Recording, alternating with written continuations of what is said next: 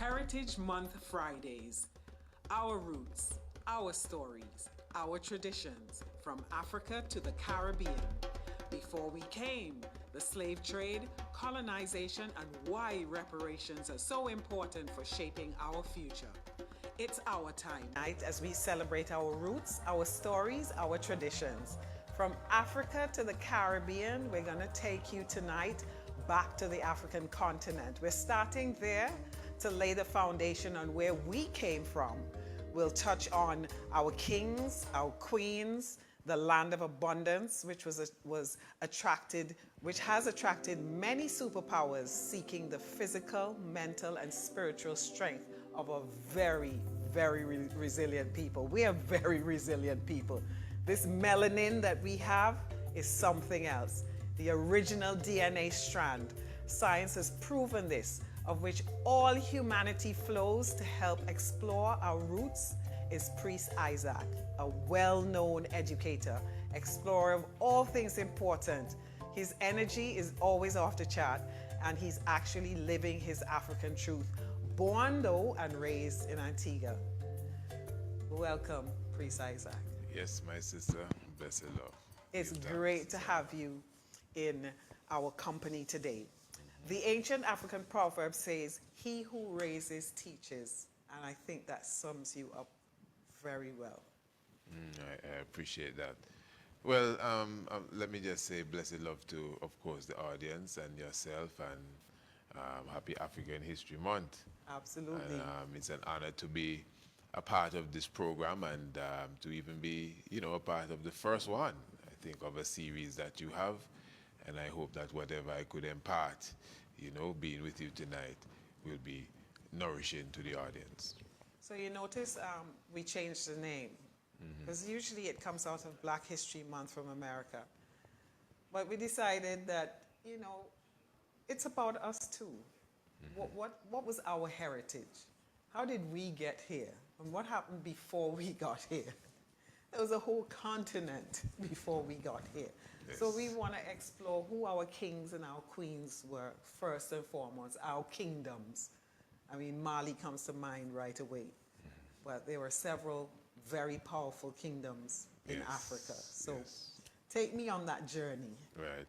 Okay, well, of course, we are looking at our audience as well. And as you say, as an educator, one thing I come to realize that sometimes when you're speaking, you may be speaking to the professors, you may be speaking to the scholars, and at the same time, you may be speaking to those who are just learning to speak. Yes. And at the same time, in one breath, you are hoping that they all can understand everything that you say.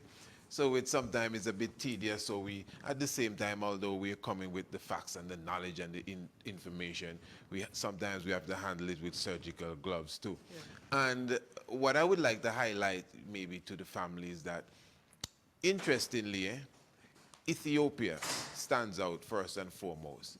And you would notice that if we take, for example, the Bible, the first country that is mentioned in the Bible that's a recognized country today is the country of Ethiopia. It speaks about this great river that encompassed the whole land of Ethiopia. The Bible refers to the river as the Gihon. Now, of course, we know, although that's a scripture, we know that geographically we're talking about Northeast Africa, and we're talking about the River Nile. Now, the reason why I highlighted that Ethiopia, was the first country mentioned in the Bible in the Genesis, that is the genealogist of Isis, really that's what it is to show the family that Ethiopia is the beginning of culture, it is the beginning of civilization in general, it is the beginning of language, it is in the beginning of script. So this is why when you go into the whole aspect of anthropology, the oldest fossils of human beings are in Ethiopia. For example, the Ignish, who they refer to as Lucy, 3.2 million years old. You have older than that, you have Kadanumu, which is 5.7 years old, and these are fossils of the stage before, the Homo sapiens sapien as we know of today. But the point is now, when you search for the origin of mankind, I just showed you in the Bible, we're talking of the Garden of Eden and thereabouts, Ethiopia. When we go into the raw science that is not necessarily connected to theology, but science itself, we still return back to Ethiopia. I mentioned that river, the River Nile, which of course, when you study astronomy, I don't know if you know also, you know, I am officially certified now in the field of ARCHAEOASTRONOMY. I love it. I got my certification. It's about a year now from the Politecnico di Milano in Italy. You know, I did a very rigorous course, but you know, but that's another story. But the point That's all part of the story. Yes. Because that's part of our spiritual journey. I mean, we call it something else over here, but we have to remember that our ancestors were very much a part of air, heavens, yeah. sky, earth, the elements. They were Yes. very elemental. Yes. And that is where I was going, because the Milky Way that we see in the evening, which is really the galaxy that we're in, the galaxy that we are in is the Milky Way galaxy. And it would appear like a flat disk.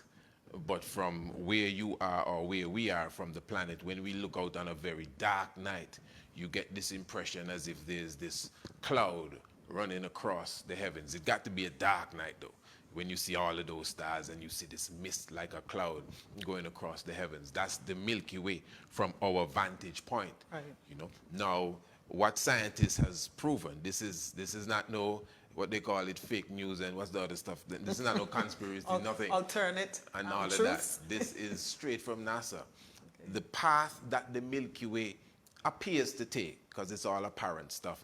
That's one thing when you're dealing with astronomy, it's a lot of apparent. The sun appears to rise and it appears to set, but we know it's not rising and setting.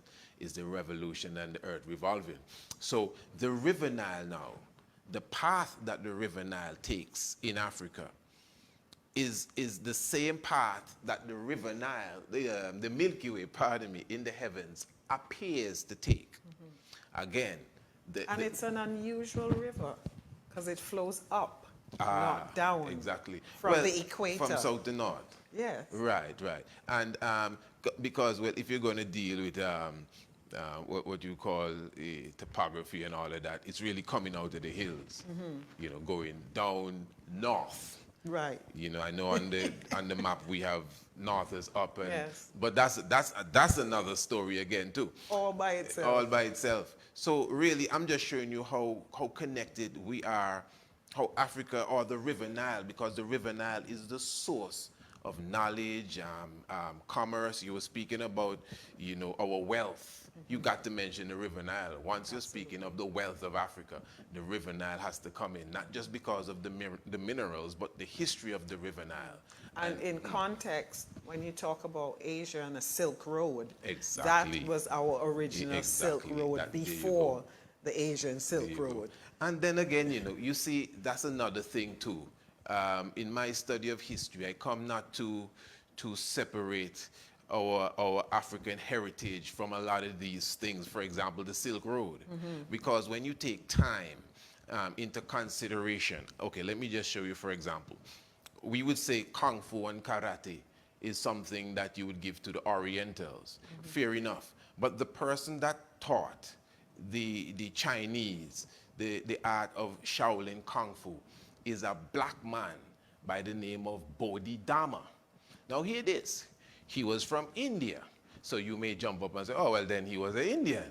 But yes, but at that time, India was referred to as Eastern Ethiopia. This is not my dream or something I thought about. We have our scholars like Dr. Ivan van Sertima, Brother Ronoko Rashidi, who recently passed on, I'm sure you would have heard. And these are people that really, in that aspect of the work, has really, you know, done extensive work and research. I don't think there's anyone that has traveled as extensively as Dr. Ronoko Rashidi to the Oriental world to uncover the African presence in Thailand, in India, you know, in China, in Japan, etc. So the point I'm making is that when you go to Mount Song in China, in the Shaolin Temple, you see the pictures of the ancient monks sparring, and some of them are very pale skin, with no disrespect, of course, and some of them are very dark.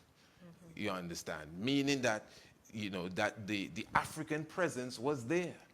When we come to the Shangli dynasty, which is the first dynasty of China, that is an African dynasty.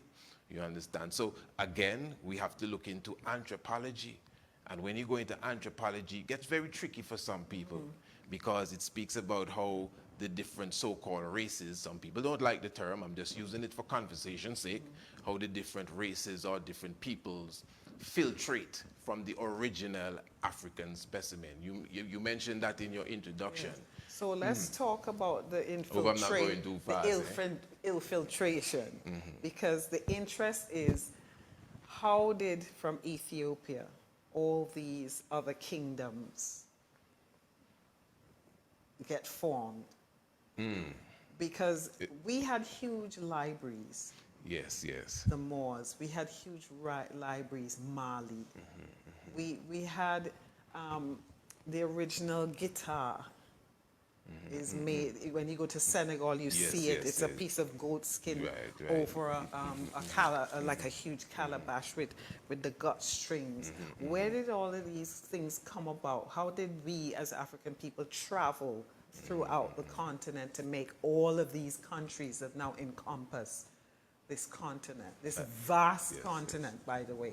I like how you say that too, because even from Senegal, from Ethiopia, you have the string instrument. I think it's called the car, and it's very similar.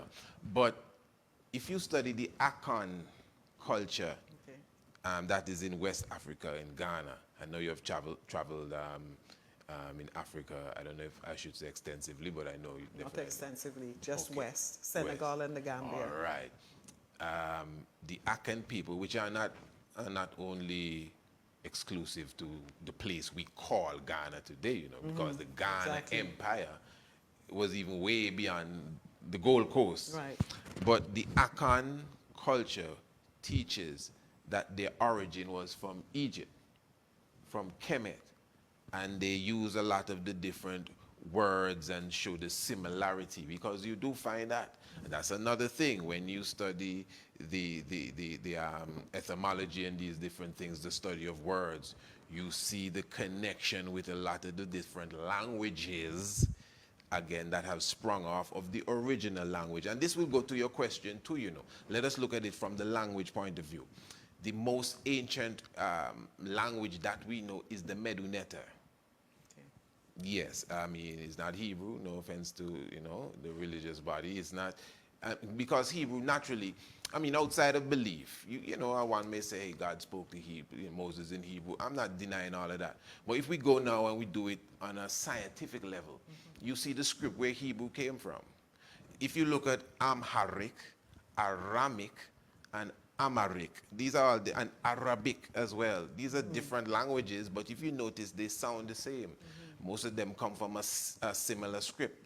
The Syriac script, we have the Phoenician script, we have the Coptic script, but of course they all came from the ancient Medu Neter, which is what people call hieroglyphs today. That is the first writing. So when you study hieroglyphs and you understand the pronunciation of words, then you will notice that many other African countries, even in their language, carries a lot of words similar to that which is coming from the hieroglyphs. And then, for example, Arabic that the Arabs speak comes from the Kara script, which is from a Bantu language, which is from the central area of Africa called the Congo. So you see, the African presence in many civilizations is definitely there, something that you cannot deny. So again, from ancient Ethiopia, and then it did not start in Kemet too, you know. Kemet, by the way, for the audience, is the area that we call Egypt today. Right. Kemet is a more ancient name. Egypt is the name given to it by the Greeks. Alexander the Great, he's called. Another story again. But anyway, he came in and he changed the name from ancient Kemet to Egypt, basically. But the same Egypt as we call it today, if you notice, this is a place where you have all the great pyramids and the so-called Sphinx, which is a next Greek word that means the monster. The real name for it is Her-Em-Akhet, which means Horus of the horizon. You know, these ancient monuments have stood the test of time. The Great Pyramid was amongst the original 7 wonders of the world. And the other 6 wonders of the world, people wondering what has become of them. They've, you know, crumbled, rubble. The Great Pyramid is still there, and it's older than those original first 7 wonders. And now they made another 7 wonder, of which the Great Pyramid is in that 7 wonder too. And I think some of those are deteriorating as well. And the Great Pyramid is still there for over 10,000 years. And it's interesting you should talk about the pyramids because they seem to appear in other spaces. Yes, yes. But the exactly. Peru, Mexico, wherever the Dagons were. Certain tribes, and Yes, so yes. they seem to find that shape in different parts of Africa. But then again, now what you have done there to your original question of how from Ethiopia we spread out to Africa, you've carried us across the world now, because there's evidence again that of the African presidents definitely in the West before Mr. Christopher Colon, also known as Christopher Columbus. These fellas change their name fast, they know what they're up to. But you have the Olmec head structures. I'm not sure if you ever would have seen these. Huge, giant, right, yes. this huge giant head, big Marcus Garvey looking face. And you know, made from basalt volcanic rock. Some people not sure where they came from. It's obviously where they came from as a people. And again, even with the tradition of the Mayans and the Aztecs, for example, when you look at their artwork, again, you see the presence of the Africans again. That's why in the United States, you know, there's this group that is advocating, I mean, of black people like me and you, who say that they are the original Cherokee and Hopi and these different things, and they have their stats and their family tree, and that's their argument. I'm not saying that they're wrong, but it's an interesting argument. But the point is, it shows that our presence have been all over the world. Again, starting from the ancient Ethiopia. That's a very important argument too that we must bring to the forefront. The oldest known city would be either Taraseti or the Kingdom of Niam. The Kingdom of Niam. It's like always a Niam, like you want Niam something. Yeah. You're right. There's an ancient African kingdom called the Kingdom of Niam. And that's interesting with language, because even the dialect that we speak, there are a lot of African countries' terms, you know, that you see it wrapped up in our dialect. Niam is the name of God in the Akan culture, Niam. And of course, and Niam, again, is the ancient kingdom of Kush. That area of Kush is the kingdom of Niam. And it is from there civilization really flowed out.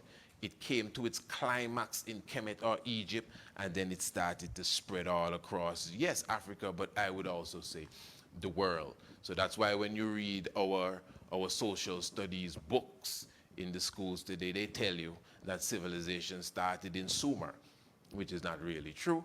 But Sumer is also what you call an extension or an offshoot of the ancient Kemetic civilization, Indus Valley, going into Europe, etc., etc. And we're gonna stick a pin right there, because would you believe that we have already covered 15 minutes? We'll be right back. We want to give thanks for you staying with us wherever you are, on Facebook, our website, or television. Giving thanks to our partners, Pink Mongoose,